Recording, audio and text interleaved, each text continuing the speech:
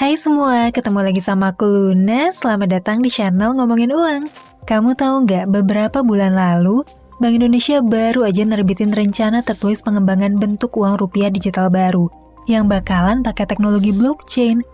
Rencana terus ini dijabarin dalam dokumen setebal 65 halaman, yang udah tim Ngomu baca semuanya.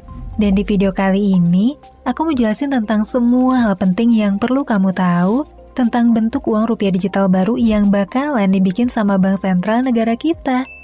Pertanyaannya sekarang, sebetulnya apa sih rupiah digital itu?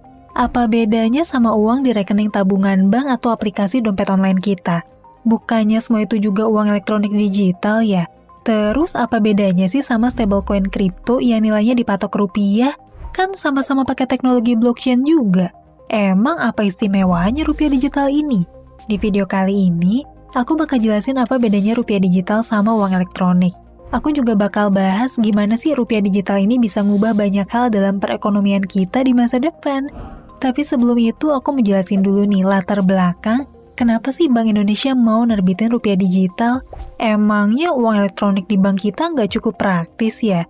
Kan udah ada uang cash kertas, uang elektronik di bank, uang di dompet online juga. Terus buat apa lagi sih bikin jenis uang baru?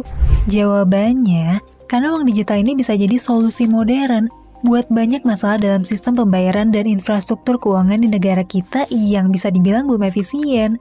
Nah, buat kamu yang tinggal di kota besar, mungkin kamu ngerasa infrastruktur pembayaran dan fasilitas keuangan tuh udah cukup lengkap banget ya. Tapi kalau misalnya kita lihat dari kacamata seluruh penduduk dan wilayah Indonesia, sebetulnya infrastruktur keuangan dan pembayaran tuh masih sangat tradisional dan gak efisien. Dan kalaupun sekarang banyak bank besar yang udah punya sistem digital, tapi ya data digitalnya itu terpisah-pisah dan gak bisa dimonitor dalam satu sistem yang tergabung jadi satu. Jadinya setiap kali pemerintah bikin kebijakan ekonomi, ya kita sebagai masyarakat harus nunggu dulu kebijakan tersebut dieksekusi sama bank-bank umum yang kita pakai buat nyimpen uang kita. Tapi dengan adanya program rupiah digital ini, ada banyak terobosan yang bisa dilakuin masyarakat. Sekarang coba kamu bayangin deh, Bank Indonesia bakal bikin sebuah jaringan keuangan yang terpusat langsung ke bank sentral negara. Semua orang di Indonesia asalkan punya handphone, bisa terhubung ke jaringan tersebut, walaupun mereka tuh nggak punya rekening di bank manapun. Dalam jaringan itu, masyarakat bisa bebas ngelakuin transfer pembayaran ke siapapun, dengan cepat tanpa banyak persyaratan. Bahkan transfer ke luar negeri juga bisa dilakukan dengan cepat dan murah. Dalam jaringan tersebut, Bank Sentral bisa ngawasin langsung tingkat inflasi negara, ngasih insentif langsung ke masyarakat yang ngebutuhin, bikin kebijakan ekonomi yang langsung bisa dirasain masyarakat. Aku coba kasih contoh ya terkait masalah pembayaran. Buat TKI dan TKW di luar negeri, pilihan mereka buat transfer uang ke keluarga di kampung tuh biasanya masih terbatas banget, sama jasa keuangan perantara yang proses transfernya lama, dan biaya layanan yang mahal banget. Bahkan ada nih yang sampai 10%. Jadi udah harus bayar biaya layanan mahal, masih harus nunggu uangnya nyampe beberapa hari kemudian. Coba aja kalau ada mekanisme di mana mereka tuh bisa langsung tuker mata uang asing ke rupiah. Terus langsung kirim deh uang itu ke handphone keluarga mereka di kampung dalam hitungan detik. Tanpa harus pakai jasa perantara, gak perlu datang ke kantor cabang buat ngambil uangnya. Contoh lain dari masalah distribusi uang. Bisa dibilang distribusi penyaluran bantuan ekonomi yang kita jalanin sekarang tuh udah ketinggalan zaman banget. Dan seringkali harus ngelewatin pihak perantara, kayak dana desa, vendor, atau pihak otoritas setempat. Dan bukan rahasia lagi, hal kayak gini tuh bikin banyak banget celah korupsi dalam setiap upaya pemerintah untuk nyalurin bantuan ke daerah-daerah atau ke orang-orang tertentu yang berhak dapetin bantuan.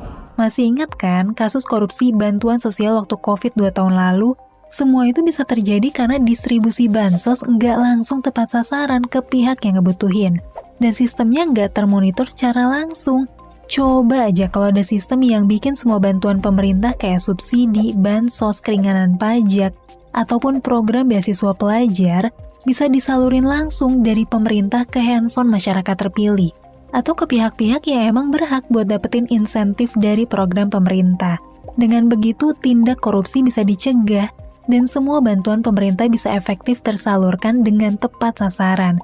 Dengan sistem keuangan terpusat gini, Bank Sentral juga bisa lebih cepat dan efektif buat ngambil kebijakan moneter untuk ngawasin tingkat inflasi, supaya kestabilan ekonomi nasional bisa terjaga gitu ya. Misalnya kebijakan naikin atau nurunin suku bunga. Gak perlu lagi deh tuh nunggu eksekusi dari berbagai institusi keuangan. Semua kebijakan itu bisa langsung terasa sama masyarakat secara instan. Dengan begitu harapannya, segala bentuk ketidakstabilan ekonomi bisa diatasin dengan lebih cepat daripada sebelumnya.